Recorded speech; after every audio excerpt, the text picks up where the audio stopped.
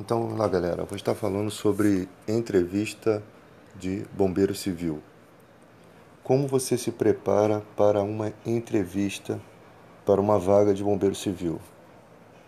É muito importante que você saiba o que você precisa estudar, né, para que você tenha as respostas adequadas na hora da entrevista. O primeiro passo é você entender a rotina do bombeiro civil.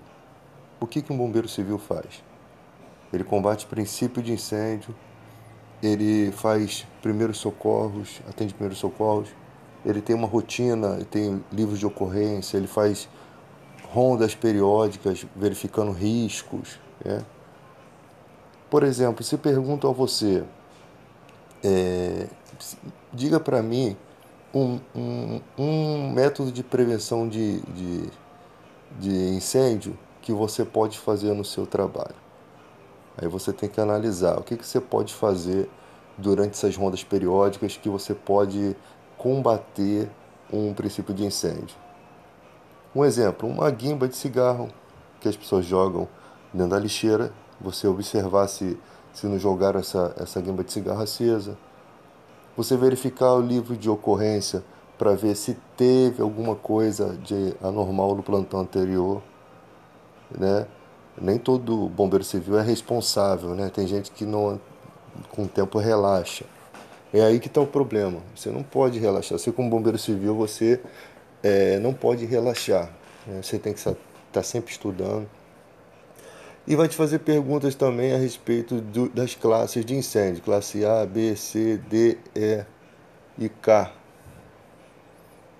né? Aí você vai ter que saber responder as classes de incêndio. Me fala sobre a classe A, materiais sólidos, queimam em superfície e profundidade, deixam resíduos, é necessário rescaldo, após você apagar o incêndio é necessário rescaldo. Aí dá um exemplo, materiais como borracha, papel, madeira, né? Todos os materiais sólidos. Materiais líquidos, classe B, materiais líquidos inflamáveis, né? O gás de cozinha também. Queimam apenas em superfície, não deixam resíduos, né? Se propagam com facilidade quando são derramados. Classe C, aí você vai falando, eletrônicos, e aí depois você vai vir com as classes de extintores para esse tipo de material. Não é difícil, gente. A classe A é o AP, é água. A classe B e C, o CO2 e o pó químico são classe B e C. Eles servem para incêndios tanto da classe B quanto da classe C. Aí você, ué, o pó químico e o CO2 servem para a classe B e C, então eles servem para líquidos inflamáveis, eletrônicos. E tudo isso também tem uma divergência. Por exemplo, você está no ambiente fechado, entre usar o CO2 e o pó químico, você vai usar o CO2, né? Porque o pó químico, se você usar num estabelecimento como no shopping, você vai fazer as pessoas ficarem tossindo. Então você tem que ter esse discernimento todo, né? Como entrar num lugar, o que fazer numa casa cheia de gás, né? Um lugar onde está um vazamento de gás. O que você vai fazer? Logo tem que pensar o quê? Na parte elétrica. Você tem um incêndio no lugar. Você tem que apagar esse incêndio. O agente para apagar um incêndio é a água. Só que tem eletricidade ali. O que você precisa fazer? Cortar a energia, né? Outra coisa também, você tem que ficar atento às novas normas da American Association, né? Que é aquelas normas técnicas que mudam sempre, estão sempre mudando para aperfeiçoar melhor o atendimento de primeiro socorro, como por exemplo as compressões. Pacientes com mal súbito, pacientes em parada cardiorrespiratória, após chamar o socorro e solicitar o DEA, né? Você precisa fazer de 100 a 120 reanimações cardiopulmonares. Então, algumas coisas mudam e essas coisas você precisa estar se atualizando, porque você tem vídeos na internet que ainda estão no passado, estão ensinando coisas que antigamente eram daquela forma, só que essas coisas se atualizaram. Você tem que ter noção disso. Aí você vai para a parte de primeiros socorros. Às vezes eu fico observando, as pessoas, tudo é torniquete, tudo, né? Você vai observar lá o pneumônio, né?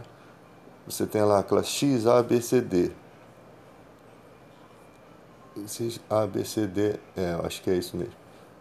Você tem ali como primeiro o excess sanguíneo, né? Que é a hemorragia, que é aquilo que mata mais rápido, né?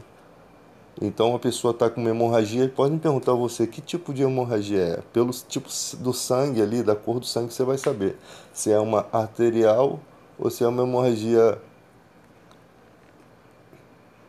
venosa, né? Sabe que a arterial é aquela hemorragia que o sangue sai mais forte e ele é um sangue mais vivo, mais vermelho, não é aquele vermelho escuro, não, é vermelho claro, que é rico em oxigênio. Já a venosa, ela é rica em gás carbônico, então ela é mais escura. Mas as duas hemorragias são graves. Então você tem que saber como atuar naquilo ali. Compressão direta, primeiramente, com o EPI, com as luvas direitinho. Você tem a compressão direta. Se não funciona, aí você vai para o torniquete. E o torniquete não pode ser feito em qualquer parte do corpo. Tem parte do corpo que não dá para fazer torniquete. O tórax, por exemplo, você vai fazer um torniquete como? Não faz torniquete, faz torniquete no braço, nas pernas, né? Então você tem que observar tudo isso. Não é só, torniquete. Não é só você ir direto ao ponto. O que os instrutores querem saber é se você realmente estudou. Realmente você. Se aquilo realmente entrou na tua cabeça.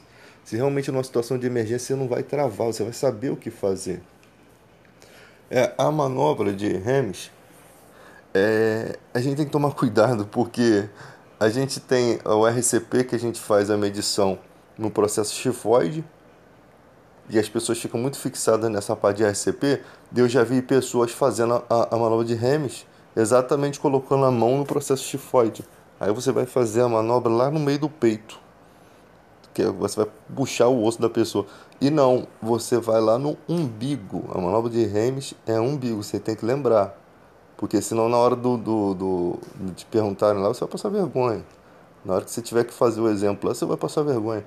Porque são coisas que se esquecem.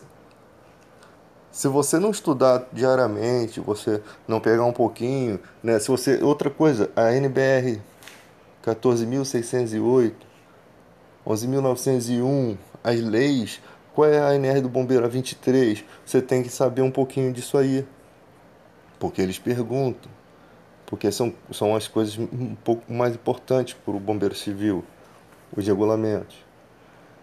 Primeiro socorro, você tem que aprender, saber identificar o que é uma vítima clínica e uma vítima traumática e saber o que você vai fazer primeiramente, né?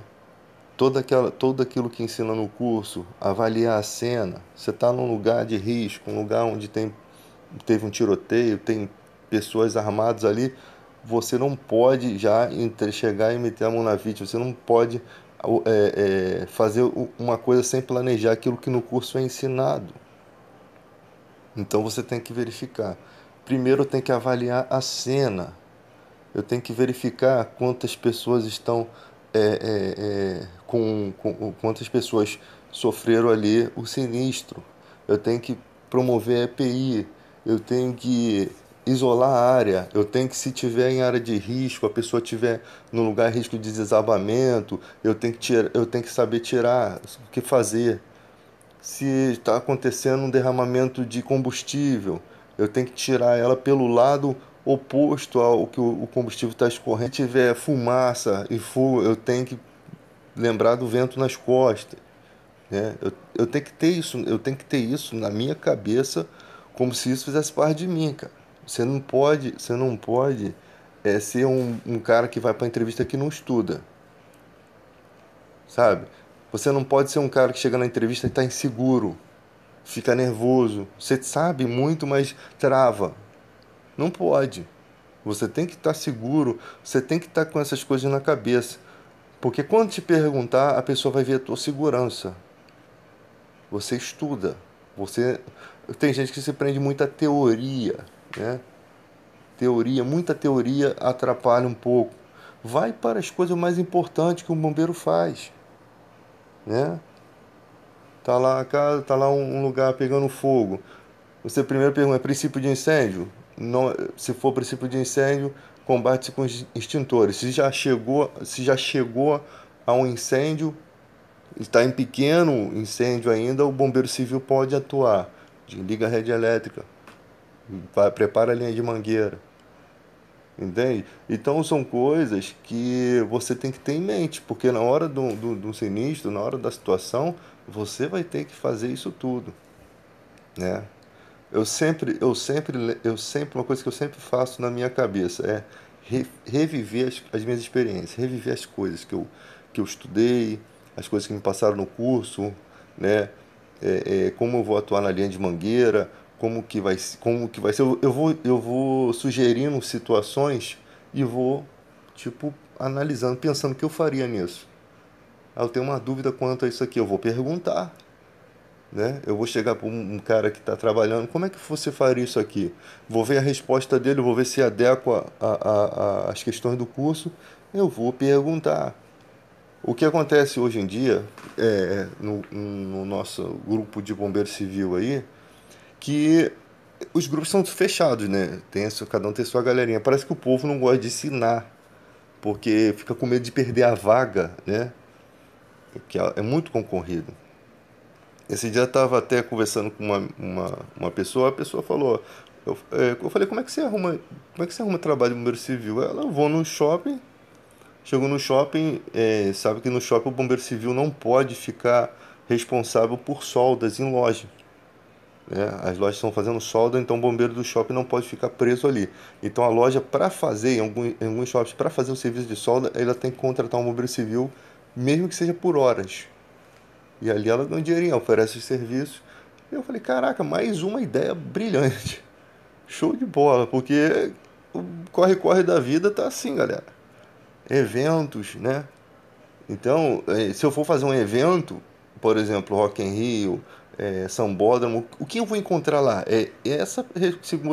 A pergunta que você tem que se fazer. O que eu vou encontrar lá? Eu vou encontrar pessoas alcoolizadas. Como é que eu vou tratar de pessoas alcoolizadas? Eu vou encontrar materiais de fácil queima, né?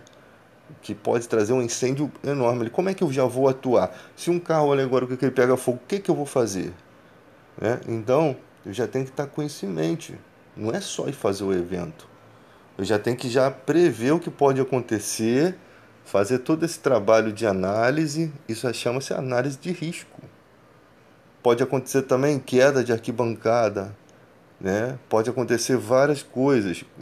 Um pedaço daquele carro alegórico cair, pegar na cabeça de alguém. Pode acontecer muitas coisas. Então eu preciso ter noção de que se acontecer isso, o que eu vou fazer? O que o meu grupo vai fazer? Né? Porque ali você está em frente às câmeras. Se você demole, já era, filho. Ninguém te contrata mais. Não pode dar bobeira ali. É o pior lugar para se trabalhar assim, porque você está nos holofotes do país. Né? Encolar cervical que o cara bote errado ali, ele já se lasca. Então, tudo isso, antes de fazer evento, você tem que estar bem treinado, você tem que estar bem seguro, entendeu? Saber as classes de incêndio direitinho, saber os primeiros socorros, o que eu vou fazer para uma vítima clínica, o que eu vou fazer para uma vítima traumática, quantas compressões são para uma vítima clínica, uma vítima que está com um objeto pérfuro-cortante preso no corpo, o que eu não posso fazer, o que eu posso fazer, uma vítima com hemorragia, tudo isso tem na apostila do curso, tudo isso você precisa estudar, né? Eu acho que uma dúvida muito interessante do bombeiro civil é quando chamar o SAMU, quando chamar o bombeiro, quando chamar o socorro, né? Tem essa dúvida de quando chamar o socorro. Você tem que ter em mente que se uma vítima está num estágio que ela não vai sair daquilo, por mais que você faça as RCPs, já chama o SAMU, né? E você tem uma vítima que a primeira coisa você tem que ver o nível de consciência da vítima, né? A vítima está consciente. Se ela está consciente, é possível que esteja respirando, né? Ou com uma respiração, às vezes ela está inconsciente com a respiração chamada gasp, aquela respiração agônica, né? Isso daí já mostra que a pessoa vai precisar realmente de um atendimento especializado. Então ela está respirando, mas ela não está consciente. Eu preciso de um atendimento avançado. Ela está respirando, mas a consciência dela não volta. Eu vou ficar com aquela vítima ali até quando?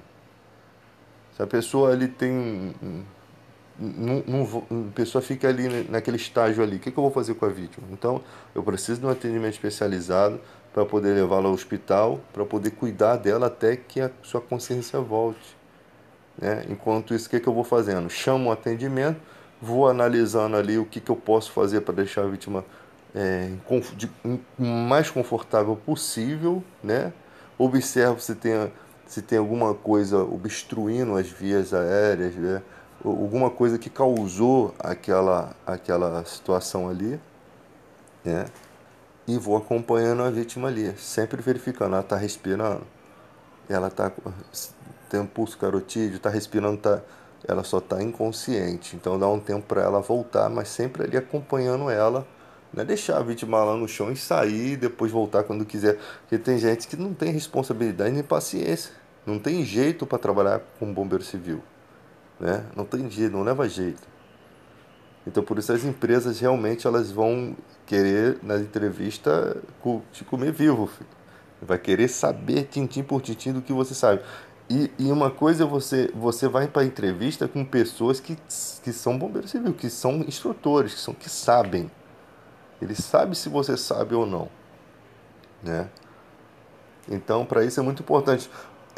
Eu sei que se você assume um trabalho e você ainda tem dúvidas, cara, não tem que ter vergonha de ter dúvidas. É melhor você errar conversando com uma pessoa. Pô, o que poderia fazer? Que você mostrar que você é um pouquinho burro nisso aqui, porque você não entende, do que você chegar lá na hora e fazer a besteira, né?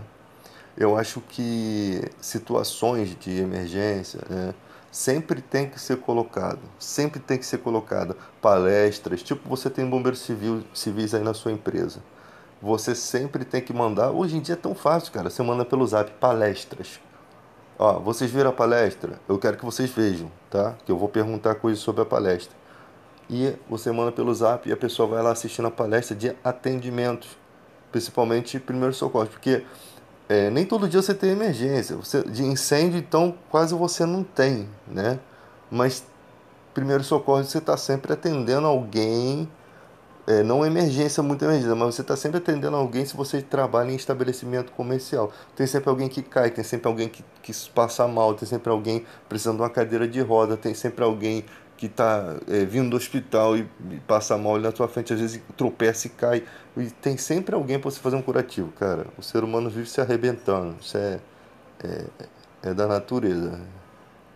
O Deus fez o homem do pó da terra, quando ele levantou, ele deve já tropeçou e caiu, esfarelou tudo. É simplesmente isso. O ser humano, ele vive caindo. Como o nosso planeta está em constante queda, né? O espaço está em constante queda. Então, galera, é muito importante.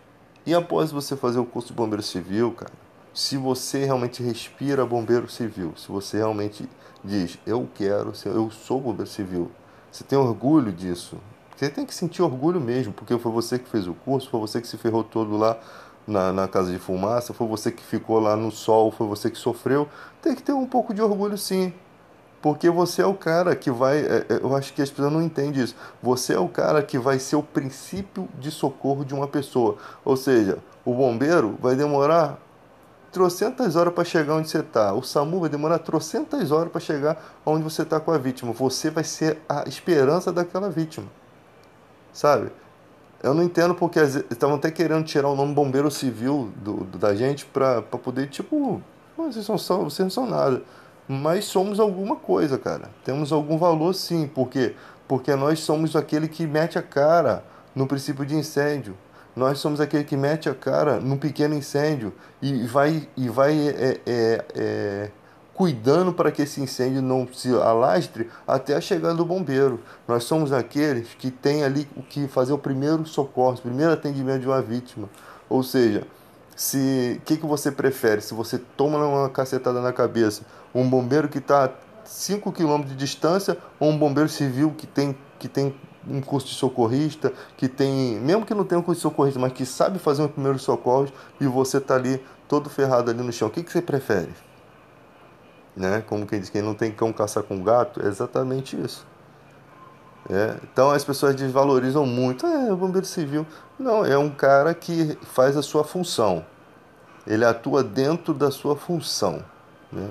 Ele é um bombeiro de um estabelecimento, as leis amparam ele para exercer atividade remunerada, a lei do bombeiro civil ampara ele para exercer a sua atividade remunerada, e ele é um profissional como qualquer outro, né? É a mesma coisa que você dizer que o anestesista não serve para nada. A gente pega o médico e manda ele fazer anestesia, né?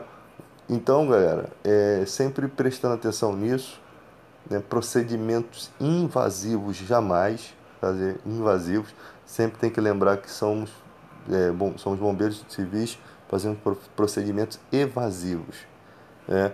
Às vezes você vê um curso de socorrista que o cara já coloca soro, já faz essas paradas, isso aí é outros detalhes, não sei como funciona isso.